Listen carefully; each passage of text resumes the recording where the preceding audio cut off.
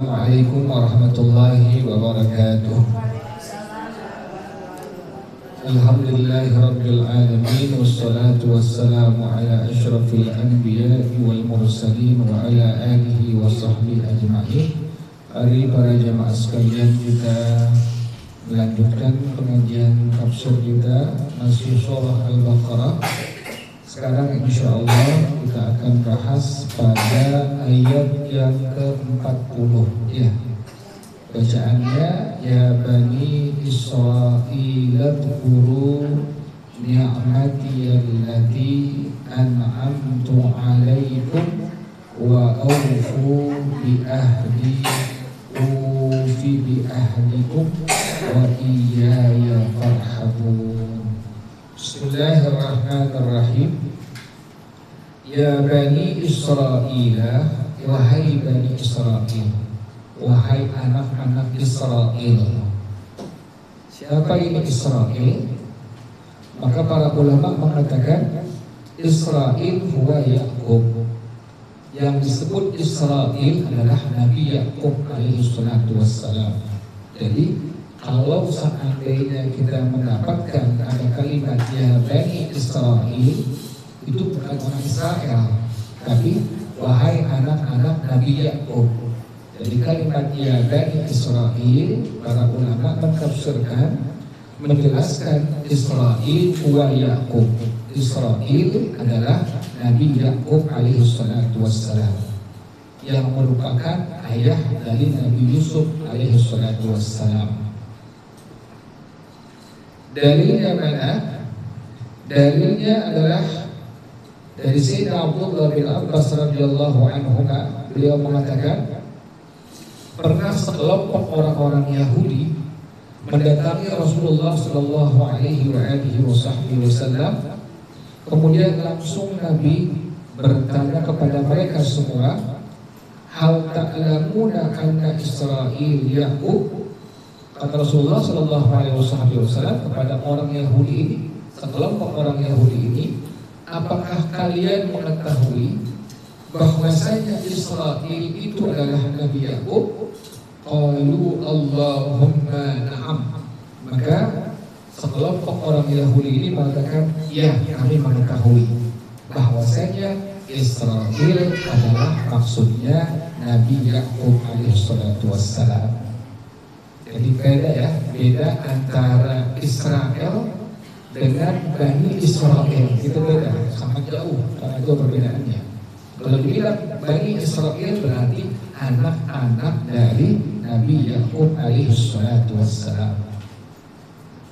Apa yang Allah katakan kepada mereka semua, yakni Bani Israel, anak-anak Nabi Ya'qub, udhkuru ni'mati allati an'amtu 'alaikum. Ingatlah nikmat yang telah aku anugerahkan kepada kalian semua. Tafsirnya bagaimana? Nikmat apa yang telah Allah berikan kepada orang-orang Bani Israil ini? Maka Al-Imam Mujahid radhiyallahu anhu dia mengatakan, nikmat Allah itu yang diberikan Allah kepada orang-orang Bani Israil, di antaranya adalah yang pertama, Nabi Musa alaihissalatu wassalam pernah membelah lautan dengan tongkatnya. Kemudian Allah selamatkan orang-orang Bani Israil dari kerajaan dari kejaran Fir'aun dan bala tentaranya.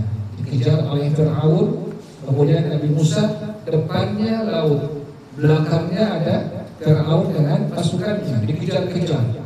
Maka Allah selamatkan Nabi Musa dengan cara apa?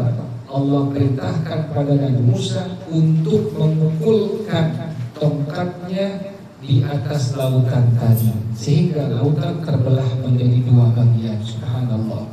Nah, itulah yang pertama.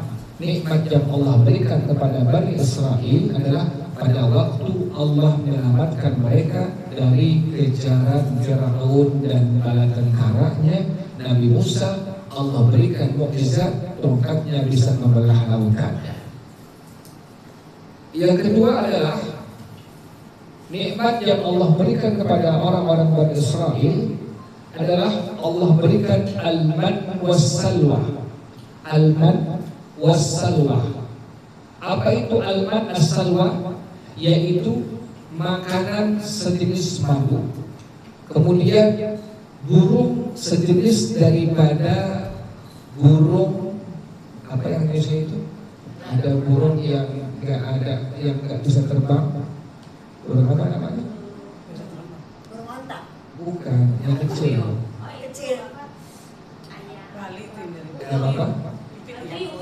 Burung puyuh, ya. Burung puyuh, ya. Jadi kayak burung puyuh. Jadi Allah berikan itu. Allah berikan makanan seperti madu yang lebih sangat manis daripada madu.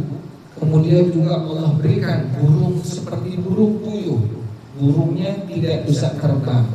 Itulah di antara nikmat yang Allah berikan kepada orang-orang Bani Israel. Yang kedua adalah di antara nikmat yang Allah berikan kepada orang-orang Bani Israel adalah Allah selamatkan mereka. Mereka tidak menjadikan Fir'aun sebagai Tuhannya. Allah selamatkan orang-orang Bani Israel. Mereka tidak menyembah Fir'aun sebagai Tuhannya. Kan Fir'aun ngaku sebagai apa? Sebagai Tuhan. Dia ngaku-ngaku bahwasanya ana rabbukumul a'la. Saya Tuhan kalian yang maha tinggi. Jadi Fir'aun merintahkan orang-orang Bani Israel semuanya untuk apa? Untuk menyembah dirinya. Dan Fir'aun ini dia tidak pernah sakit. Bagaimana resepnya? Tidak pernah sakit. Fir'aun itu kalau makan hanya beberapa sendok saja. Jadi nggak banyak. Sampai beliau itu Fir'aun, maaf, kalau pun itu karena sedikit makannya itu 40 hari sekali. Jadi sangat dikit makannya, yang pada akhirnya pupnya 40 hari sekali. Tapi waktu tongkat Nabi Musa berubah menjadi ular yang membuat sangat takut Firaun. Tapi pada waktu tongkat Nabi Musa berubah menjadi ular yang sangat besar yang membuat takut Firaun maka Firaun sehari itu bisa 40 kali sehari. Nah, itu sebaliknya. Firaun dalam kondisi dia normal, dia sehat, maka makannya sangat-sangat sedikit yang pada akhirnya dia pupnya 40 hari sekali. Makanya Allah berikan badannya nggak pernah sakit. Kan penyakit itu kata Rasulullah SAW bersumber dari minal ma'idah, bersumber dari lambung kita, dari perut kita. Apa yang kita makan, apa yang kita minum, itulah yang akan dampaknya menjadi penyakit.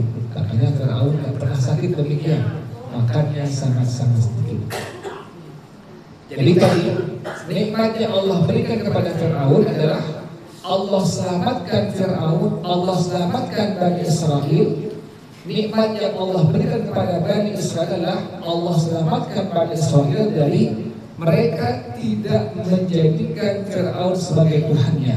Mereka tidak menyembah Firaun sebagai Tuhannya. Yang berikutnya adalah nikmat Allah yang Allah berikan kepada Bani Israel adalah Allah jadikan di antara Bani Israel para nabi dan para rasul. Subhanallah, terbanyak para nabi, para rasul itu Allah utus dan Allah kirim terbanyak diambil dari Bani Israel. Makanya waktu Nabi akhir zaman tertulis di kitab Taurat, Injil bahwasanya nanti akan datang seorang nabi, disebutkan namanya Ahmad, yakni Nabi Muhammad SAW, yang dia berasal dari suku Quraisy bangsa Arab, maka orang-orang Yahudi dan Nasrani tidak menerima. Kenapa demikian? Karena sudah sering Allah kirim, Allah utus nabi dan rasul dari kalangan apa?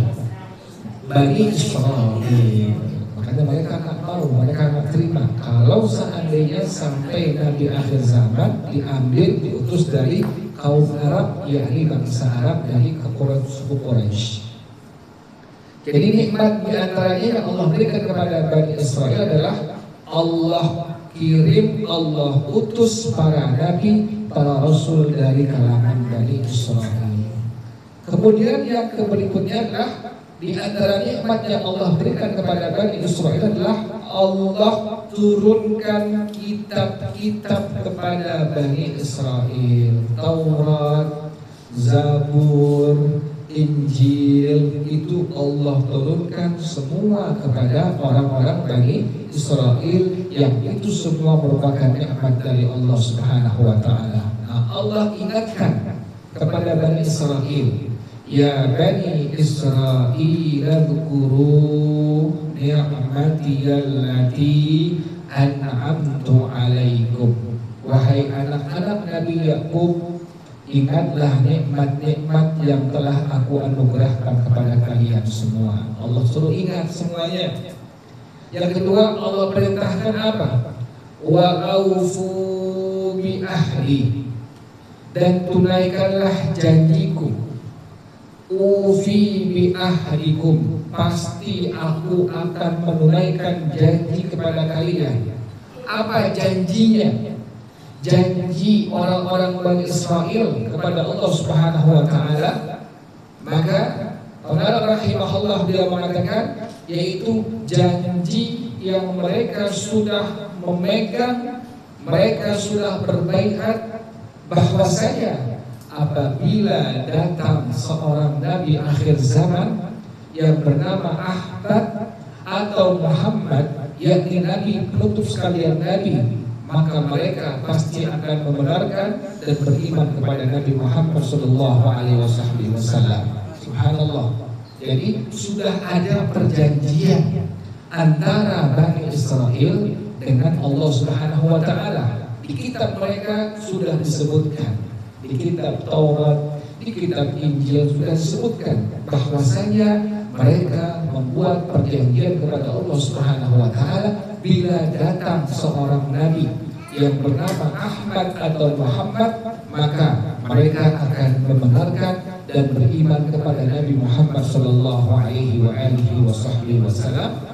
Yang kata Allah Subhanahu wa taala, bila kalian menepati janji kalian, kata Allah Subhanahu wa taala, ufi bi ahdikum, saya akan tunaikan janji saya kepada kalian. Apa janji Allah kepada orang-orang Bani Israel? Yaitu adalah, kata Rasulullah sallallahu alaihi wasallam, janji Allah kepada orang-orang Bani Israel adalah bahwasanya bila mana sudah diutus seorang nabi yang mulia, seorang nabi yang agung yang bernama Nabi Muhammad sallallahu alaihi wasallam, maka kalian semua orang-orang Bani Israel wajib beriman kepadanya, wajib membenarkannya, dan wajib mentaatinya. Kata Allah Subhanahu wa taala, barang siapa yang mengikuti Nabi Muhammad sallallahu alaihi wasallam, ini janji Allah Subhanahu wa taala, barang siapa dari kalangan Bani Israel yang dia beriman kepada Nabi Muhammad sallallahu alaihi wasallam, membenarkan Nabi Muhammad sallallahu alaihi wasallam, yang pertama, Allah akan ampuni dosa-dosanya. Yang kedua, wa adkhalahul jannah, Allah pasti akan masukkan dia ke dalam surganya. Yang ketiga, wa ja'ala lahu ajraini, Allah pasti akan memberikan 2 ganjaran pahala kepada orang tersebut. Itulah janji Allah Subhanahu wa taala kepada orang-orang Bani Israel. Jadi Allah perintahkan kepada orang-orang Bani Israel, wa aufu bi ahdi, tunaikanlah kalian semua janji kalian kepada aku. Tadi janjinya adalah mereka berjanji di hadapan Allah Subhanahu wa taala, bila datang seorang nabi akhir zaman yang bernama Ahmad atau Muhammad, maka mereka akan membenarkannya, mengimaninya. Kata Allah Subhanahu wa taala, bila kalian wahai orang-orang Bani Israel mereka kalian semua beriman membenarkan Nabi Muhammad SAW, aku akan menunaikan janji aku pada kalian semua. Apa janji Allah Subhanahu wa taala? Tadi yang pertama, Allah ampuni dosa-dosa orang Bani Israel. Yang kedua, Allah masukkan mereka ke dalam surga Allah. Yang ketiga, Allah berikan 2 ganjaran pahala dari Allah Subhanahu wa taala. Kemudian para jamaah sekalian, kata Allah Subhanahu wa taala, wa iyaya farhabun, hanya kepadakulah kalian hendaknya takut. Jadi kalau seandainya nggak mau membenarkan Nabi Muhammad, tidak mau beriman pada Nabi Muhammad Sallallahu Alaihi Wasallam, kepada kitab Al-Quran yang Allah turunkan kepada Nabi Muhammad Sallallahu Alaihi Wasallam, kata Allah Subhanahu Wa Taala, hendaknya kalian takut kepada aku. Takutnya bagaimana? Maka para ulama menjelaskan, takutnya adalah minan naqamatil lati qad araftum minal maskhi wa ghairihi. Maka kalian nanti akan Allah berikan kesengsaraan yang sudah Allah berikan kepada orang-orang sebelum kalian. Kan kaum Ad, kaum Tsamud, Allah siksa mereka semua. Kaum Lut, Allah siksa mereka semua. Orang-orang Bani Israel yang belakangan yang berjumpa dengan Nabi Muhammad SAW, Allah berikan warning demikian. Hendaknya kalian takut kepada kata Allah Subhanahu wa taala. Kalian ingat bagaimana pedihnya adab Allah Subhanahu wa taala terhadap orang-orang sebelum kalian. Ada yang Allah rubah menjadi kera, ada yang Allah rubah menjadi babi. Kemudian ada yang Allah tenggelamkan di permukaan tanah, ya. Ada yang Allah tenggelamkan di lautan merah. Semua adalah adab dari Allah Subhanahu wa taala untuk orang-orang yang membangkang, tidak memenuhi janji mereka kepada Allah Subhanahu wa taala. Makanya di akhir ayat Allah katakan, wa iyaya farhabun, hendaknya kalian semua takut kepada aku, kata Allah Subhanahu wa taala. Kemudian para jamaah sekalian, pada ayat yang berikutnya, wa aminu bima anzaltu musaddiqan lima ma'akum. Kata Allah Subhanahu wa taala, wa aminu bima anzaltu musaddiqan lima ma'akum. Wahai ahli kitab ini adalah Nasrani dan orang-orang Yahudi. Kalau dibilang ahli kitab berarti orang-orang Nasrani dan orang-orang Yahudi. Kenapa demikian? Karena mereka semua Allah berikan kitab samawi yang Allah turunkan langsung kepada Nabi Isa untuk disampaikan kepada orang Nasrani, yang Allah turunkan kepada Nabi Musa untuk disampaikan kepada orang-orang dari orang Yahudi. Nah, mereka punya kitab masing-masing dari Allah Subhanahu wa taala langsung. Makanya kata Allah Subhanahu wa taala, wa aminu, wahai orang-orang Bani Israel, aminu bima anzaltu musaddiqan lima ma'akum. Wahai orang-orang Bani Israel, kata Allah Subhanahu wa taala, berimanlah kalian dengan kitab yang telah aku turunkan kepada kalian semua. Bagaimana pernyataan orang-orang Yahudi dan orang-orang Nasrani di hadapan Allah Subhanahu wa taala? Mereka mengatakan, yajiduna Muhammadan sallallahu alaihi wasallam indahum maktuban fit Taurah wal Injil. Bahwasanya mereka orang-orang Yahudi, orang-orang Nasrani menemukan nama Nabi Muhammad sallallahu alaihi wasallam tertera dengan sangat jelas di kitab Injil dan kitab Taurat mereka. Jadi sudah ada keterangannya di kitab Injil yang asli, di kitab Taurat yang asli, bahwasanya nanti akan datang seorang nabi, penutup nabi dan rasul, yaitu Nabi Muhammad sallallahu alaihi wasallam. Makanya kata Allah Subhanahu wa taala, wa aminu bima anzaltu musaddiqan lima ma'akum wa la takunu awwala kafirin bih. Kemudian Allah berikan larangan, Allah berikan warning. Kata Allah Subhanahu wa taala, janganlah kalian orang yang pertama kali mengingkari kenabian Nabi Muhammad sallallahu alaihi wasallam. Sudah Allah berikan warning tapi masih ngeyel orang Yahudi Nasrani ini. Padahal tadi Allah berikan perintah pertama, beriman kepada Nabi Muhammad. Yang kedua, janganlah kalian menjadi orang yang pertama kali mengingkari kenabian Nabi Muhammad SAW. Apa yang terjadi? Orang-orang Yahudi, orang-orang Nasrani adalah mereka orang-orang yang tidak mau beriman kepada Nabi Muhammad SAW. ولا تشتروا بآياتي ثمنا قليلا. Kata Allah Subhanahu wa taala, wahai ahli kitab, wahai Yahudi Nasrani, kata Allah Subhanahu wa taala, wala ta'tadu 'anil iman bi ayati wa tasdiqi bi rasuli bid dunya wa syahawatiha. Janganlah kalian menukar apa?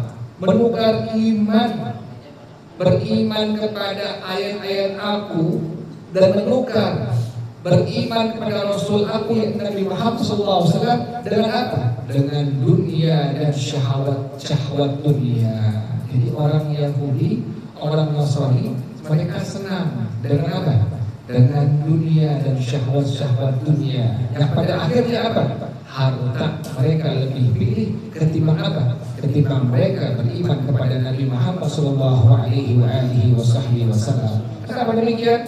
Kata para ulama, karena dunia qalilah faniyah, dunia sedikit dan bakal hilang sementara.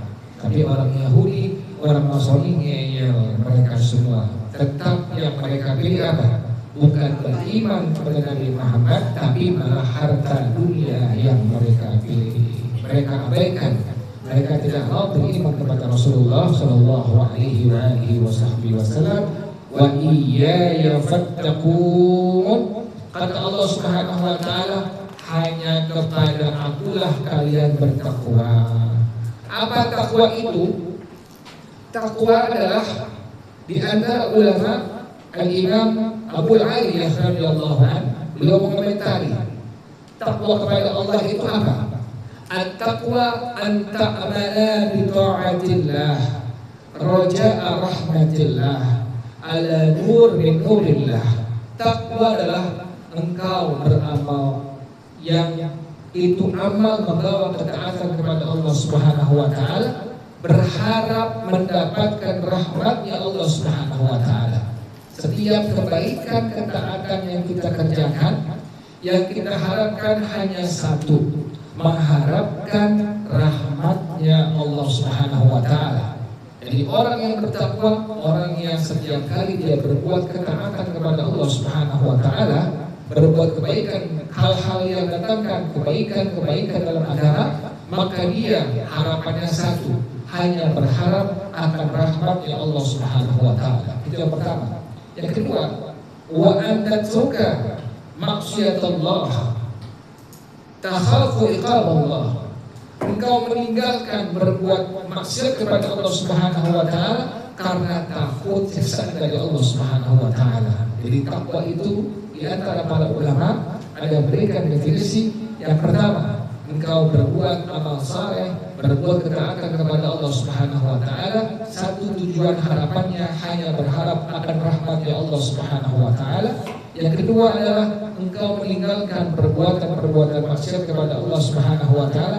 Apa tujuannya? Karena takut mendapatkan siksa dari Allah Subhanahu wa taala.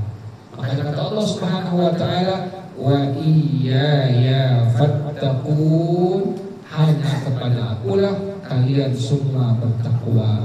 Jadi akhirnya ayat ini ditutup dengan kalimat hanya kepada akulah kalian bertakwa. Setelah Allah memberikan tadi orang-orang Bani Israel agar mereka mengingat nikmat yang Allah telah berikan kepada mereka.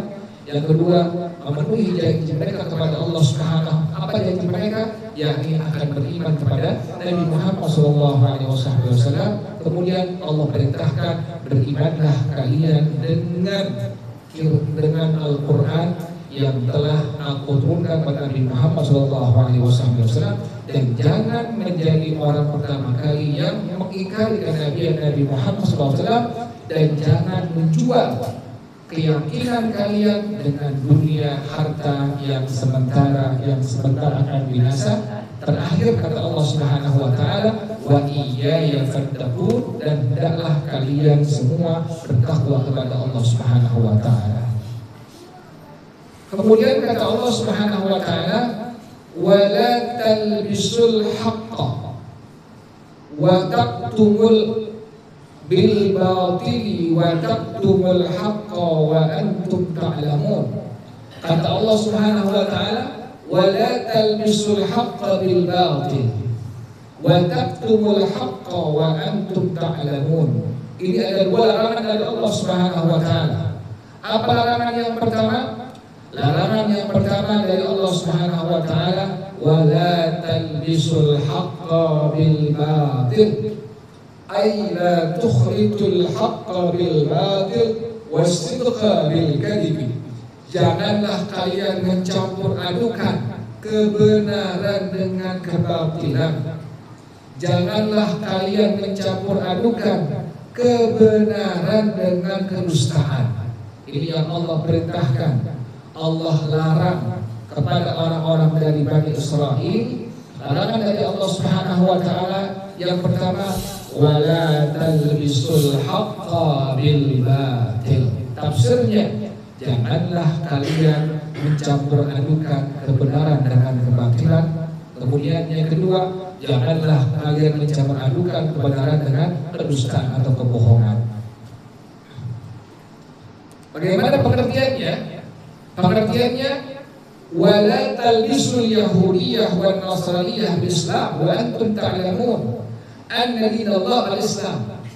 Janganlah kalian mencampur adukan ajaran Yahudi dan ajaran Nasrani dengan ajaran agama Islam. Ini Allah larang kepada mereka semua. Allah berikan warning kepada Bani Israel, wahai orang-orang Bani Israel, janganlah kalian mencampur adukan kebenaran dengan kebatilan.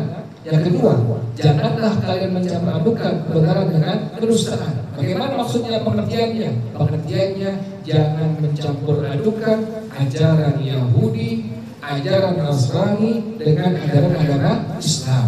Kenapa demikian? Dikarenakan kalian mengetahui bahwasanya agama yang benar di sisi Allah Subhanahu wa taala hanya agama Islam. Jadi Allah larang orang Yahudi, Nasrani untuk mencampur adukan ajaran Yahudi dan Nasrani dalam agama Islam. Wa taqtumul haqqa, kata Allah Subhanahu wa taala, janganlah kalian menyembunyikan kebenaran. Apa tafsirnya kalimat ini? Janganlah kalian menyembunyikan kebenaran. Para ulama mengatakan, aila taqtumu ma indakum minal ma'rifah bi rasuli wa bima ja'a bih wa antum tajidunahu maktuban indakum fima ta'lamuna minal khutubi allati bi aydikum. Kata Allah Subhanahu wa taala, janganlah kalian menyembunyikan kebenaran sementara kalian mengetahuinya. Bagaimana tafsirnya? Janganlah kalian menyembunyikan bahwasanya kalian sebenarnya tahu siapa Nabi Muhammad SAW. Sebenarnya orang Yahudi, orang Nasrani mengetahui bahwa Nabi Muhammad adalah seorang nabi penutup nabi semua sekalian dan rasul sekalian. Mereka mengetahuinya bahwa nanti di akhir zaman akan datang seorang nabi yang bernama Ahmad atau Muhammad yang menjadi penutup sekalian nabi dan penutup sekalian rasul. Mereka mengetahui semuanya. Makanya Allah berikan warning di sini. Janganlah kalian taktumul haqqa, menutupi kebenaran. Apa itu yang mereka tutupi? Yaitu mereka, Allah larang jangan menutupi bahwasanya kalian sebenarnya mengetahui akan Rasulullah Nabi Muhammad SAW, dan juga sebenarnya kalian mengetahui Al-Quran yang Allah turunkan kepada Nabi Muhammad SAW. Jadi mereka sebenarnya tahu bahwasanya Nabi akhir zaman adalah Nabi Muhammad, dan Quran adalah kitab suci yang Allah turunkan kepada Nabi Muhammad SAW. Makanya Allah berikan warning tadi, wa taktubul haqqa wa antum ta'lamun. Janganlah kalian menyembunyikan kebenaran sementara kalian mengetahui. Tadi turun tadi apa? Yang pertama kebenarannya, janganlah kalian menyembunyikan. Sebenarnya kalian mengetahui siapa Nabi Muhammad SAW dan mengetahui Al-Quran yang dibaca, yang dibawa oleh Nabi Muhammad SAW. Makanya orang-orang Yahudi Nasrani pas Nabi Muhammad baca Quran, mereka menyimak secara seksama. Bahkan mereka yang mengatakan ini bukan ucapan Nabi Muhammad, ini merupakan firman-Nya Allah Subhanahu. Mereka tahu, karena mereka tahu apa yang Nabi bawa itu bukan ajaran Nabi Muhammad, tetapi adalah ajaran Allah Subhanahu wa Ta'ala yang menyampaikan Nabi Muhammad SAW. Makanya waktu Nabi baca Quran, di mana-mana baca Quran, maka setiap Yahudi dan Nasrani pasti mendengarkan secara seksama. Mereka menyimaknya.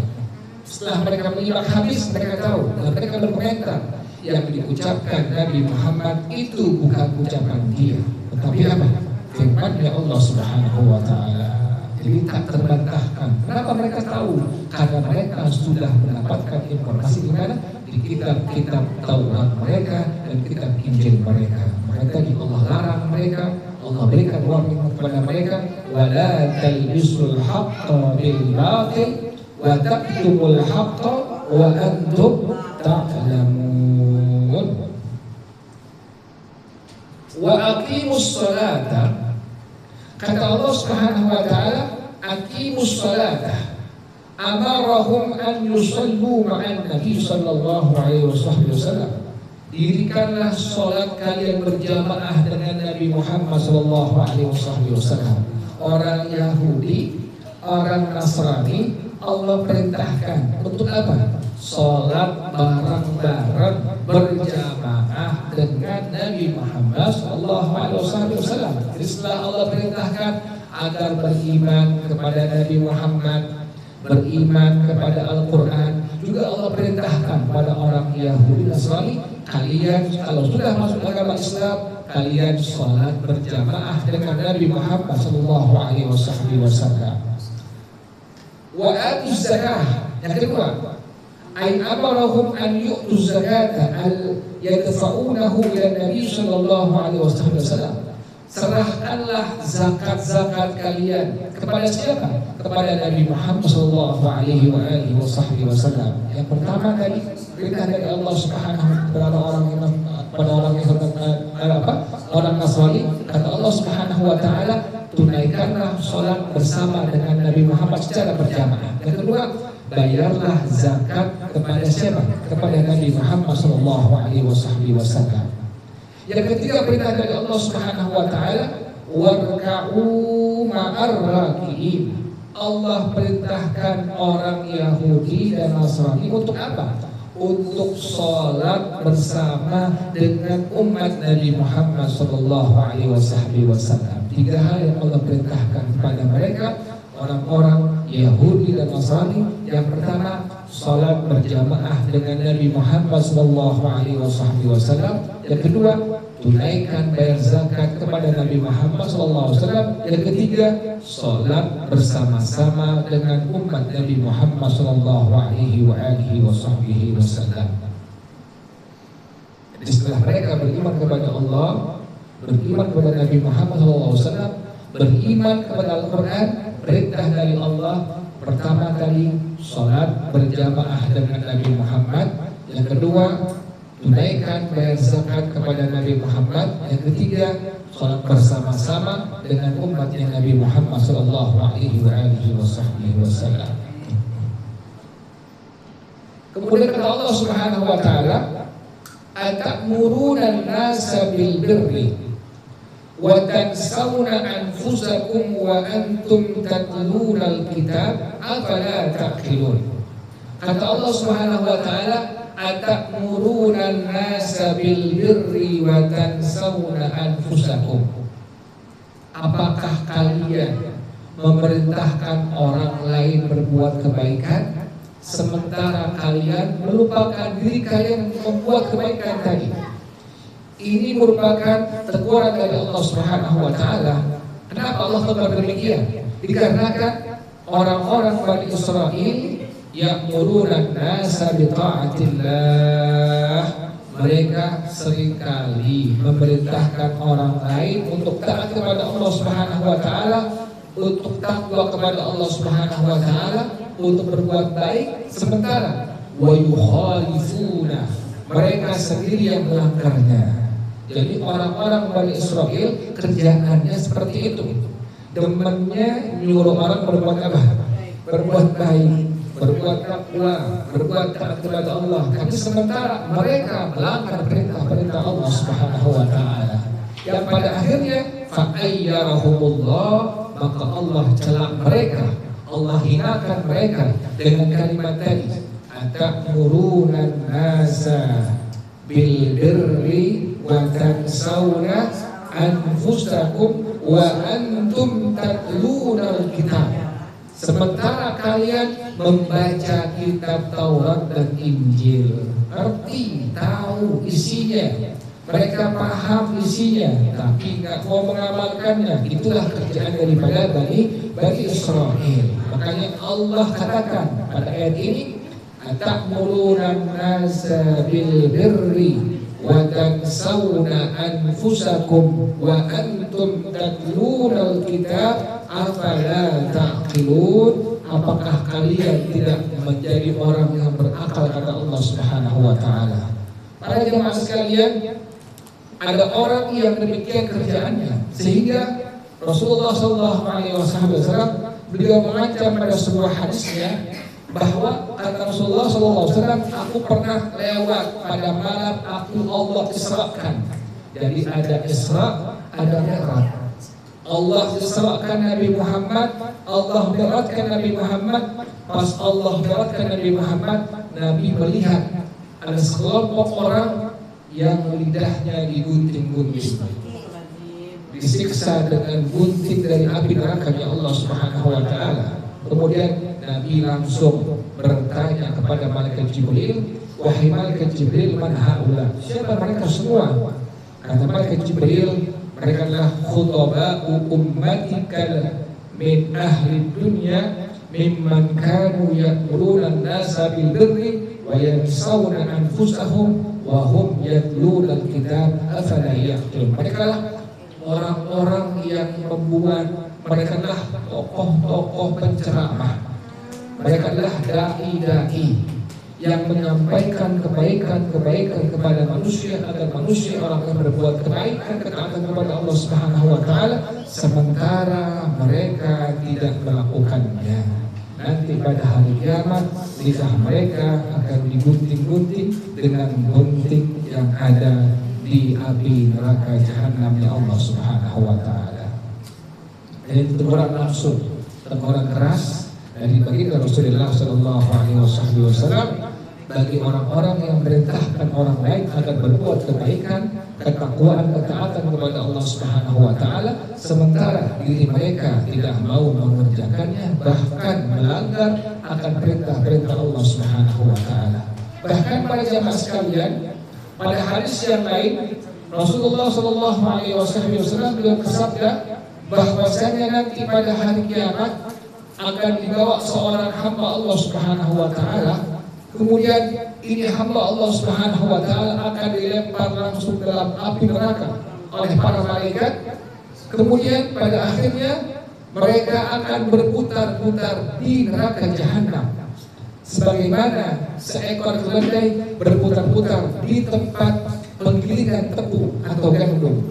Maka para jemaah sekalian, setelah itu orang-orang ahli neraka mengatakan pada ini orang, wahai fulan bin fulan, ma asabaka, kenapa engkau sekarang sekarang ada neraka jahanam. Ditanya, engkau kenapa sekarang ada neraka jahanam?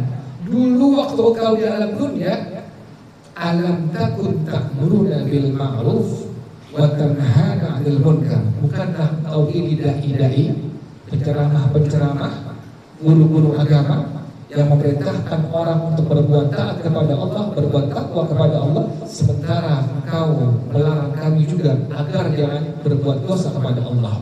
Apakah ini orang? Ya, sesungguhnya aku adalah demikian keadaannya.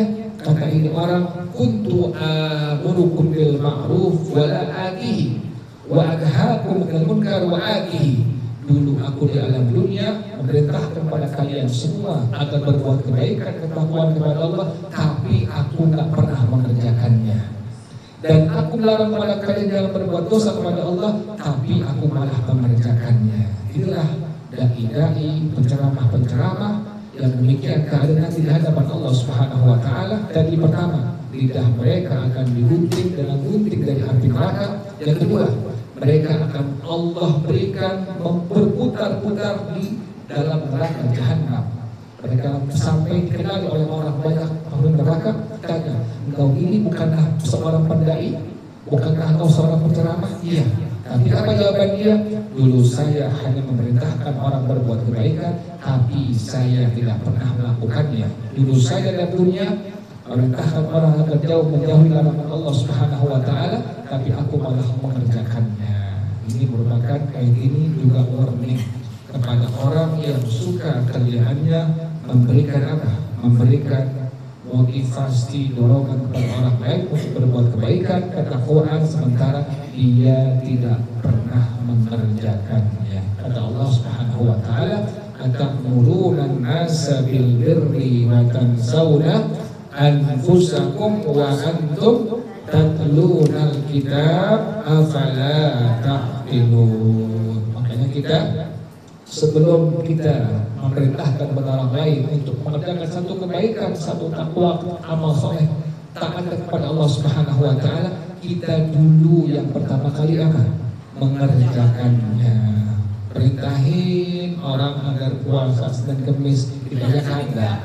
Ya, perintahin orang untuk qiyamul lail, kita kagak. Gak boleh seperti itu. Jadi sebelum orang lain kita bilangin, kita kasih tahu, kita dulu pertama kali yang mengerjakannya untuk ketaatan kebaikan tersebut. Untuk dosa, sebelum kasih tahu orang jangan berbuat demikian, nanti dosa, kita dulu yang apa? Menjauhi dosa tersebut agar tadi tidak masuk dalam firman Allah Subhanahu wa taala, atamuruna an-nasa bil birri wa tansawna anfusakum wa antum tatluna al-kitab afala taqilun. Kemudian kata Allah Subhanahu wa taala, wasta'inu, minta tolonglah kepada Allah. Ini yang paling hebat. Bisabri, dengan sabar. Minta tolong kepada Allah dengan sabar. Sabar itu apa? Yang pertama, sabar itu al-kaffu 'anil ma'asi, menahan diri dari berbagai macam perbuatan maksiat dan dosa. Itu pertama sabar. Sabar tidak berzina, sabar tidak berjudi, sabar tidak mabok, sabar menjauhkan semua hal-hal yang Allah larang. Yang kedua, as-sabru ala ta'atillah, sabar dalam taat kepada Allah Subhanahu wa taala. Jadi yang pertama, sabar dalam meninggalkan hal-hal yang Allah larang, dari perbuatan maksiat, dari perbuatan dosa.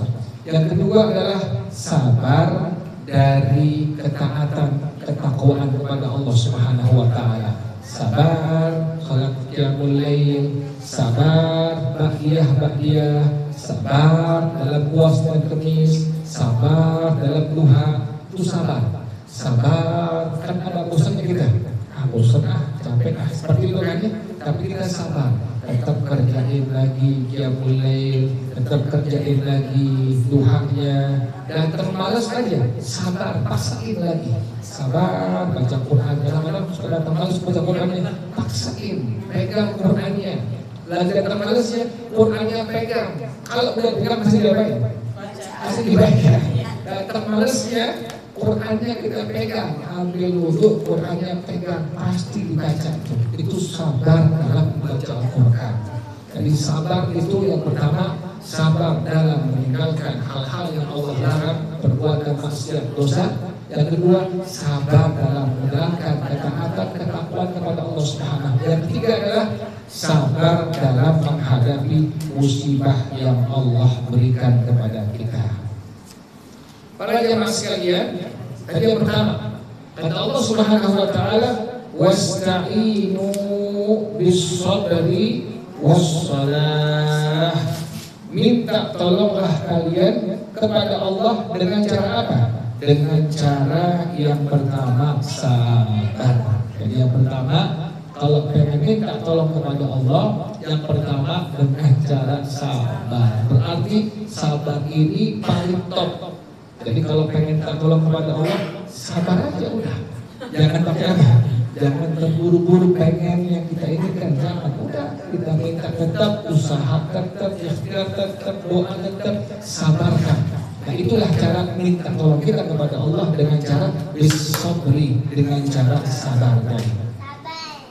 Yang kedua adalah wassalah, dengan cara sholat. Kenapa demikian? Karena baginda Rasulullah SAW kepada para sahabatnya menyaksikan, apabila idza hadarahu amrun shalla. Apabila Nabi Muhammad SAW beliau sudah terdesak dengan satu urusan yang Nabi Muhammad tidak mampu menghadapinya, maka beliau minta tolong kepada Allah dengan cara apa? Dengan cara sholat. Jadi yang pertama, minta tolong kepada Allah dengan cara kita sabar. Yang kedua, minta tolong kepada Allah dengan cara kita melakukan apa? Melakukan sholat. Makanya para ulama berikan kesan. Bila kalian dihadapi satu masalah yang sulit kita mencari solusinya, jangan tinggal bangun malam, jangan tinggal qiyamul lail, jangan tinggal tahajud minimal 2 rakaat. Di malam kan sepi, nggak ada apa? Nggak ada orang banyak. Kita kalau telepon pengen nggak ada gangguan, enaknya kapan? Enaknya malam tuh. Kita pengen hubungan kepada Allah yang sepi, yang orang-orang pada tidur, orang-orang lalai. Kita bangun malam, jangan lupa setiap malam minimal misalnya nggak bisa sabar malam 2 hari sekali atau 3 hari sekali, tapi paling bagus setiap malam kita bangun. Jam 3 sekarang bangun kesiangan ya. Kita bangun jam 3 kesiangan, baru bangun, baru sholat tahajud, baca Quran udah subuh ya. Jadi kalau pengen minta tolong kepada Allah dengan cara apa tadi? Dengan cara sholat. Yang pertama sabar, yang kedua dengan cara sholat. Wa innaha lakabiratun. Kata Allah Subhanahu wa taala, sesungguhnya sholat itu adalah lakabiratun, ay masyaqqatun thaqilatun, adalah satu hal yang sangat sulit, yang sangat berat. Allah yang bilang sholat itu perkara sesuatu yang sangat sulit, yang sangat berat. Makanya orang bisa puasa tapi nggak bisa sholat, orang bisa zakat tapi nggak bisa sholat, orang bisa haji, bisa umrah tapi nggak bisa apa? Sholat. Perhatiin aja orang. Ini orang udah umrah berkali-kali tapi nggak sholat. Ini orang zakatnya pasti duluan bayarnya tapi nggak sholat. Ini orang puasa Ramadan tapi nggak sholat ya. Di restoran di booking, makan nunggu dari jam 5 sampai jam 7 malam, berarti maghribnya sholat nggak sholat, isyanya pun sama nggak sholat. Jadi berapa banyak orang yang bisa mengerjakan ibadah-ibadah lain namun tidak bisa mengerjakan sholat, terutama sholat yang 5 waktu. Kenapa demikian? Allah yang mengatakannya, wa innaha lakabiratun, sesungguhnya sholat itu adalah sesuatu yang sangat sulit, yang sangat berat, kecuali illa alal khashi'in, kecuali alal khasyin.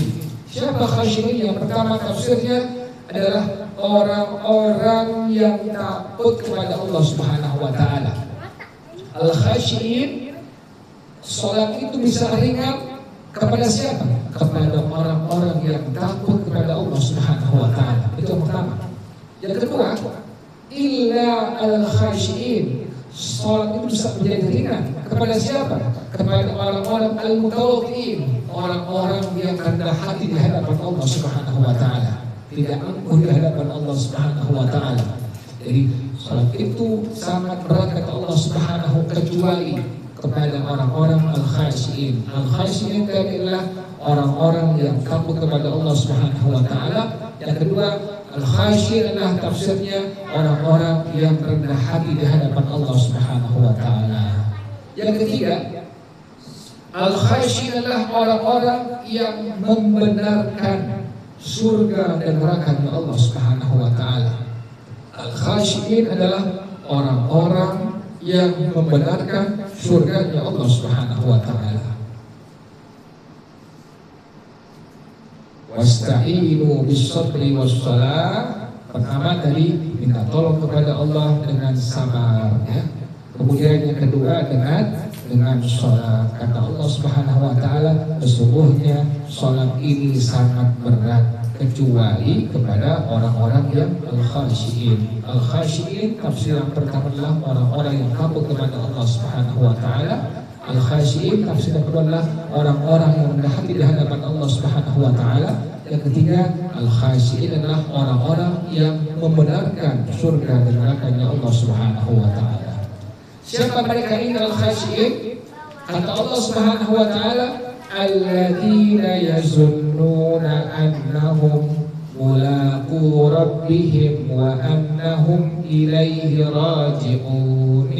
Al-khasyin kata Allah Subhanahu wa taala, orang-orang yang yakin bahwasanya mereka pasti akan berjumpa dengan Allah Subhanahu wa taala. Al-khasyin, Allah pertegas siapa mereka semua ini al-khasyin. Kata Allah Subhanahu wa taala, alladzina yazunnuna annahum mulaqu rabbihim, orang-orang yang yakin bahwasanya mereka pasti akan berjumpa dengan Allah Subhanahu wa taala.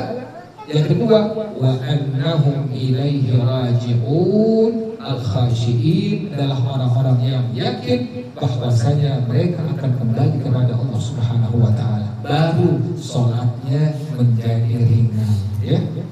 5 waktu menjadi gampang, menjadi mudah. Kenapa demikian? Karena mereka tadi yang pertama yakin akan berjumpa dengan Allah Subhanahu wa taala. Yang kedua, pasti mereka akan kembali pulang kepada Allah Subhanahu wa taala. Yang pada akhirnya sholat 5 waktunya, apalagi yang sunnah-sunnahnya, menjadi ringan untuk dikerjakan. Wallahu a'lam bishawab. Silahkan daripada ya, silakan Ibu.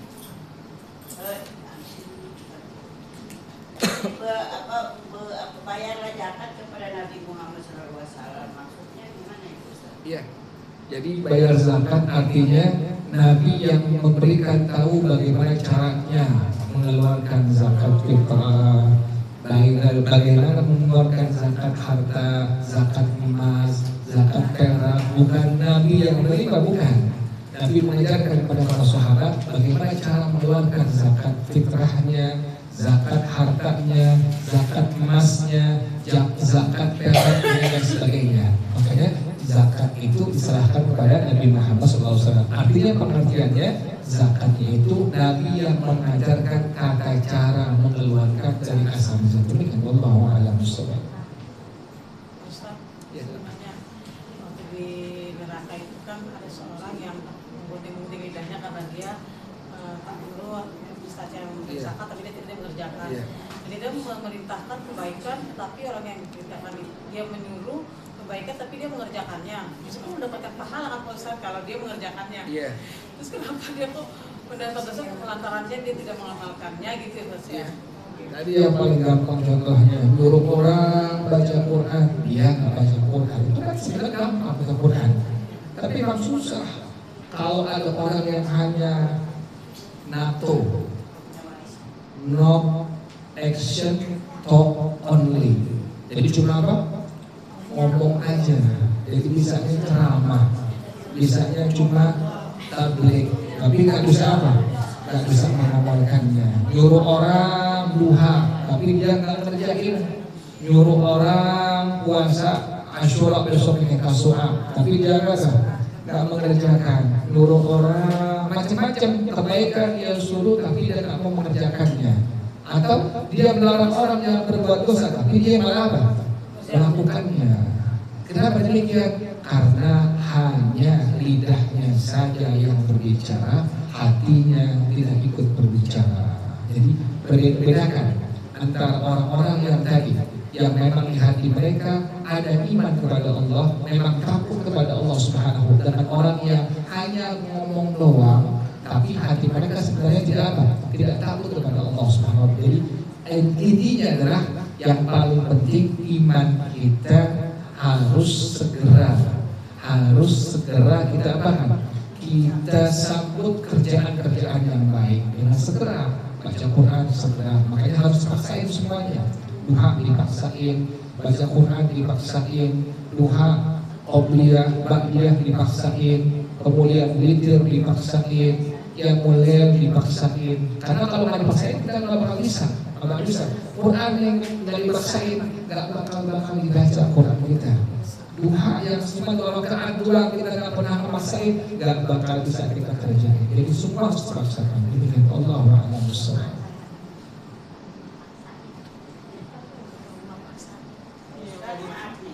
Kita kan berdoa juga harus sabar ya Pak Ustaz. Iya. Kan kita meminta apapun kan bisa kepada Allah. Ya Allah, kan ya Allah. Iya. Kita termasuk sabar ya. Iya, artinya doa kita sebenarnya semua Allah ijabah. Ada 3 hal. Pertama, langsung Allah bayar cash. Yang kita minta langsung Allah tunaikan dengan cash. Yang kedua, Allah bayar tapi lewat Allah simpan sebagai pahala nanti di akhirat. Yang ketiga, Allah bayar tapi untuk menghapus dosa-dosa kita. Yang keempat, Allah bayar untuk menghindarkan musibah, bencana yang akan menimpa kita. Jadi sebenarnya semuanya Allah bayar apa? Allah bayar cash semua. Cuma kita pengennya kan cashnya kelihatan, ya. Yang kita minta langsung itu yang Allah kasih. Tapi tidak demikian dengan Allah Taala. Allah bayar cash doa kita macam-macam. Ada yang langsung Allah kasih, yang kita ya Allah minta rumah langsung Allah kasih. Tapi ada yang kita minta Allah alihkan untuk apa tadi? Untuk Allah simpan sebagai pahala bagi hamba nanti setelah dia menghadap Allah Subhanahu wa ta'ala. Yang ketiga, Allah kabulkan, Allah tunaikan dia punya doanya, tapi dengan cara Allah ampuni dosanya. Dosanya banyak, dia minta kepada Allah, Allah ijabah tapi Allah ampuni dosanya. Dan yang keempat, Allah juga tunaikan, Allah ijabah doa dengan cara apa? Allah hindarkan dia dari musibah ujian malapetaka. Seharusnya dia ketabrak mobil, cuma ketabrak sepeda doang. Itu namanya Allah ijabah doanya. Jadi sekali lagi, diijabah doa kita tidak pasti apa? Sesuatu yang kita minta harus Allah penuhi. Dan semua wajib ada kesabaran. Demikian Allah wa'ala bishawab.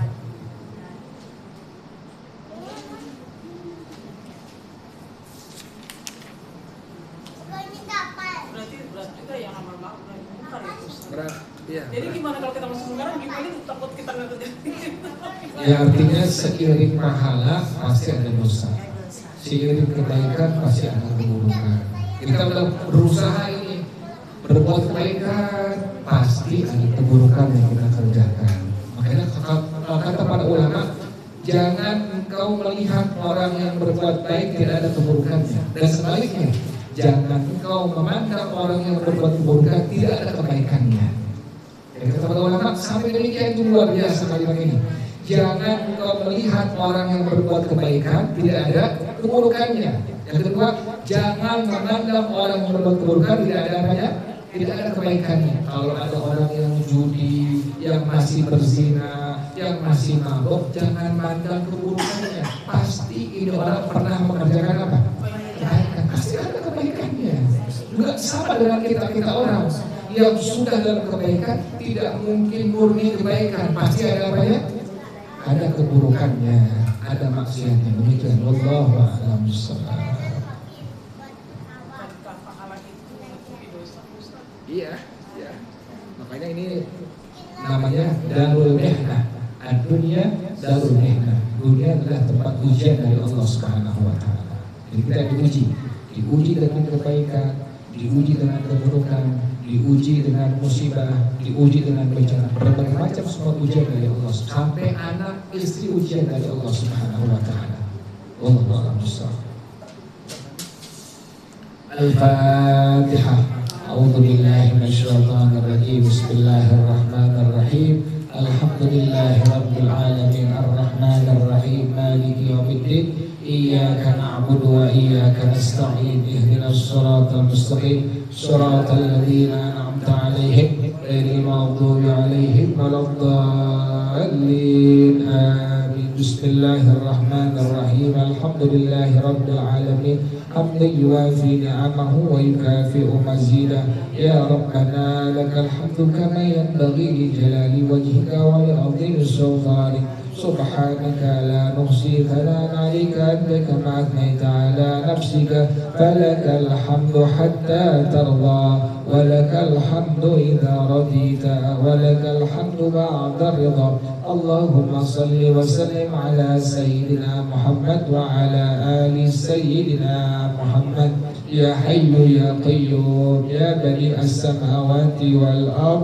اللهم اهدنا بهداك واجعلنا ممن يسارع في رضاك ولا تولنا وليا سواك ولا تجعلنا ممن خالف أمرك وأصى حسبنا الله ونعم الوكيل ولا حول ولا قوة إلا بالله العلي العظيم ربنا تقبل منا إنك أنت السميع العليم وتب علينا إنك أنت التواب الرحيم ربنا آتنا في الدنيا حسنة وفي الآخرة حسنة وقنا عذاب النار يا ذا الجلال والإكرام يا أرحم الراحمين. Baca bersama-sama Rabbi ighfirli waliwalidayya warhamhuma kama rabbayani shaghira Rabbi ighfirli waliwalidayya